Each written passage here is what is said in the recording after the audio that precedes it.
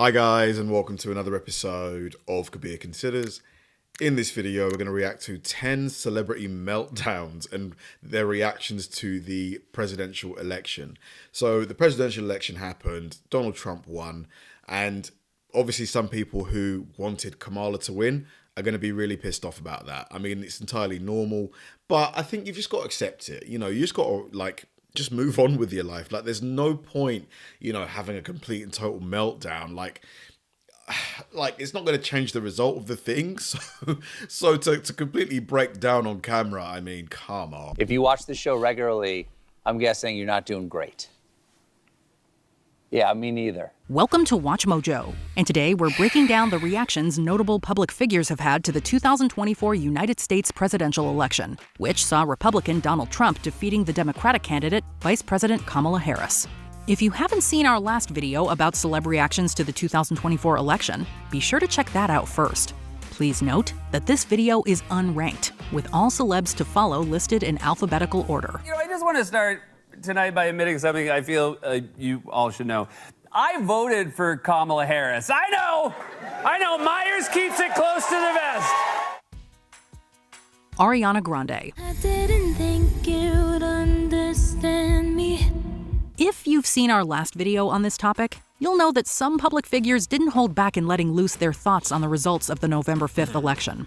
However, others, like pop superstar Grande, took a softer, more subdued approach.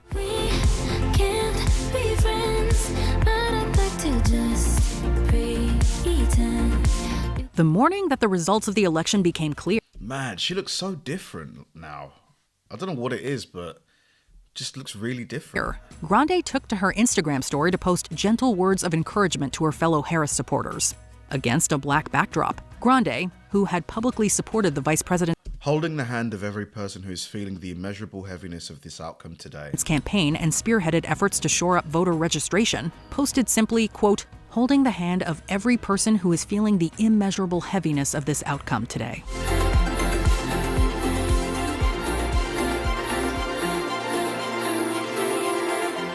Bill Maher. We had an election. A lot of you can sit down.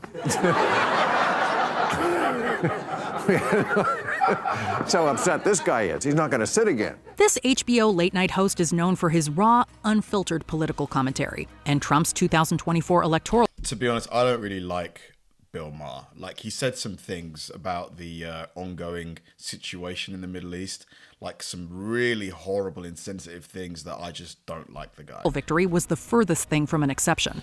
Although Maher kept a light, humorous tone, his message to Harris and other defeated Democrats was characteristically blunt and unapologetic. For months, Democrats have been saying, how is this even close? And they're right, it wasn't. Encouraging members of the put-upon political party to, quote, look in the mirror, Maher sharply criticized the Democrats' perceived arrogance in thinking that the now president-elect stood no chance against Vice President Harris, pointing to Trump's decisive wins in the Electoral College and popular vote. Maher buried kernels of hard truth between jokes poking fun at the now president-elect's past scandals, calling to light Trump's ability to rally voters to his cause. Trump won all the swings, all 7. I mean, he ran the table. Trump won so big. Today he called the Secretary of State in Georgia and he asked him to lose him $11,000. Danica Patrick. Yeah, I mean, anyone who said Donald Trump had no chance to win, I'm sorry. That's just delusion. Like, delusion. What do you mean, no chance? I mean, come on. This is the first election that you're going to be voting in. Is that true? Yes, that's true. It's not something I'm proud of. The former professional racer is best known for her multiple accomplishments in the world of American auto racing, particularly her trailblazing status as having achieved multiple firsts for women in the sport. Breaking the glass ceiling aside, Patrick is less well known for her political activism, about which she only became truly vocal following President-elect Trump's 2024 electoral victory. It feels like voting for Donald Trump is like the vote of reason. It's like the rational, reasonable choice. In an Instagram post, the driver shared that after never voting once in her 42 years, she had broken that pattern to cast her ballot for Trump. Since his win, Patrick has repeatedly posted to Instagram stories about her support for Trump, praising his, quote, consistency on key political issues. I feel like it could not only be make America great again, but make America greater than it's ever been. Well, he is promising to usher in a new golden age. and he was at the Golden Arches. Jimmy Fallon.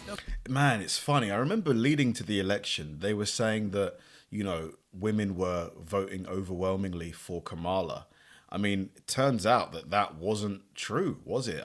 It just goes to show that polls, you know, things like that, exit polls, you can't really trust them. Like, you have to just wait and see what the actual vote is. No matter who you voted for, I think all Americans can agree it's going to be a rough Thanksgiving.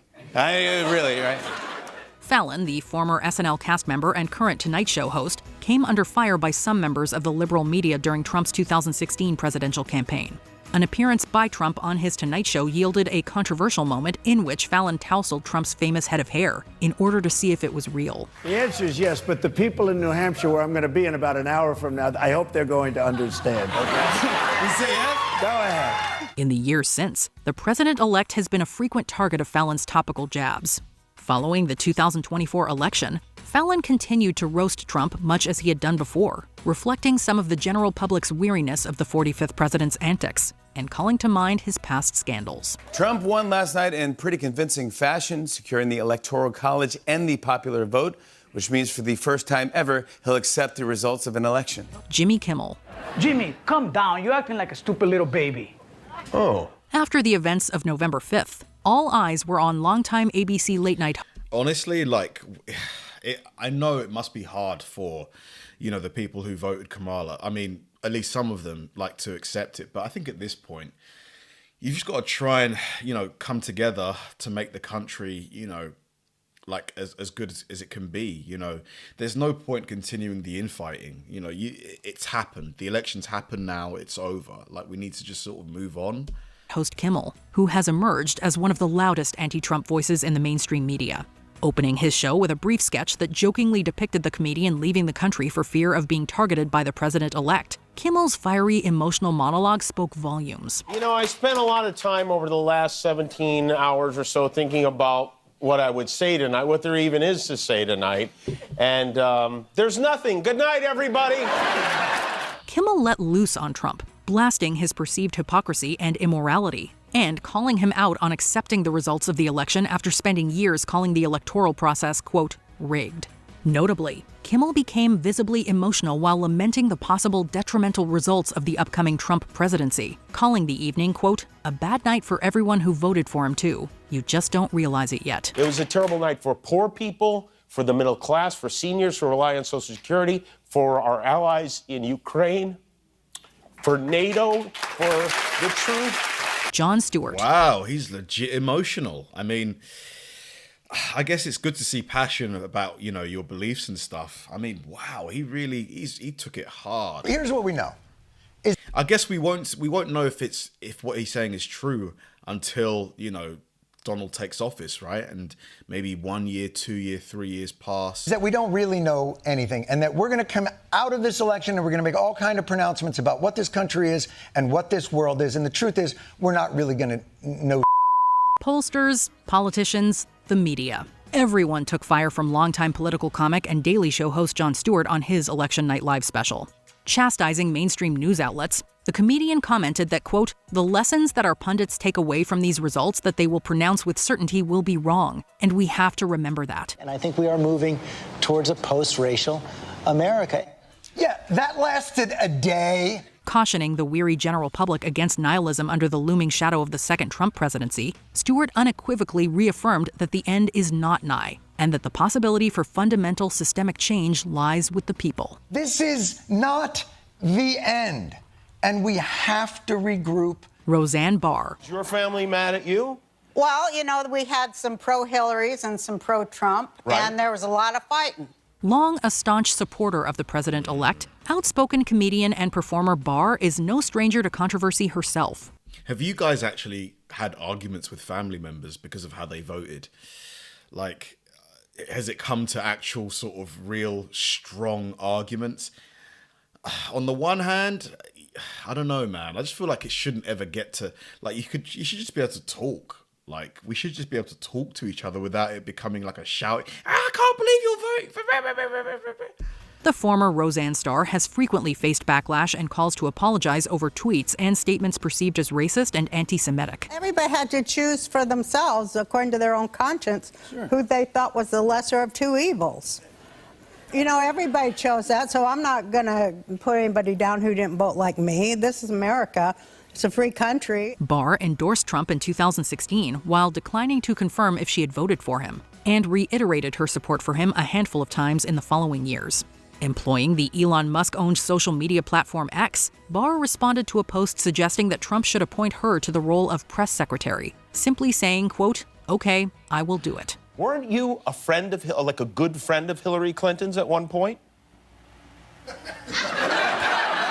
Yeah, I was. Seth Meyers. You know, I just Awkward. want to start tonight by admitting something I feel you all should know. I voted for Kamala Harris. I know. Myers keeps it close to the vest. Another longtime staple of NBC's late-night programming lineup, the current late-night host struck a resigned, if optimistic note in addressing the election results. Myers acknowledged that he respected the American democratic process, sharing that he had voted for Vice President Harris and his belief that the president-elect is, quote, a bad person. It was like Christmas Eve. If you know, on Christmas morning, you're either going to wake up to find that Santa left presents under the tree or just took a huge dump in your fireplace. Analyzing the situation as part of his popular A Closer Look segment, Myers threw jabs at Trump, remarking that he had reacted to his win, quote, like a nerd who gets picked first for dodgeball, as well as his political allies. In closing, Myers mused that now is the time for the, quote, hard work of making real the world we want to live in. That's what we will be doing on day one. We do hope you'll join us. The clock is ticking. And we are still going to try to have fun. Stephen Colbert. If you watch the show regularly, I'm guessing you're not doing great. Yeah, me neither. Much like his fellow late... Man, it's so fascinating watching this video because in England, we don't have personalities like, you know, Stephen Colbert and you know, Jon Stewart. Like, we don't have TV personalities that get this personal about who they voted for and stuff like that. It's really, really, it's very different. Night hosts. The former Colbert Report host has routinely made political observations and Trump roasts an integral part of his tenure. Colbert put on a brave front, echoing Myers and Kimmel's uncertain but hopeful tone. Especially at times like this, what do we most want to be? Not alone. So thanks for being here. Ahead of his usual cold open, the CBS stalwart expressed gratitude for his employees, his audience, and his fellow Americans, before launching into a humorous montage of other countries' reactions to Trump's win. In his monologue, Colbert minced no words in questioning people's inherent goodness, and shot down suggestions that Trump in the White House was a boon to comedians, comparing himself to a janitor faced with, well, let's just say an explosive situation. I wish, you wish, so many of us wish this hadn't happened, but that is not for us to decide. This is a democracy. That's democracy with a capital duh. Before we continue, be sure to subscribe to our channel and ring the bell. Oh man, like has everything settled down now? People in America, has everything kind of calmed back down, or is it still, you know, like really tense and politically charged, or have things got back to normal? To get notified about our latest videos, you have the option to be notified for occasional videos or all of them. If you're on your phone, make sure you go into your settings and switch on notifications. Wendell Pierce. These are it's the poor, rural, white community of America. And these are the people who are excited and moved and embracing. You may know this multiple Tony Award nominee for his role as Detective Bunk Moreland on the iconic HBO crime drama series The Wire. Great but what show. you may not know about him is his political advocacy. Having openly supported Hillary Clinton in her... Wow, what a photo. Look at that face. ultimately unsuccessful 2016 bid for the White House, Pierce took to X to express a solemn, nuanced take, saying that, quote, democracy is clarity. As a student of human behavior, I believe it reflects the will of the people. Not because I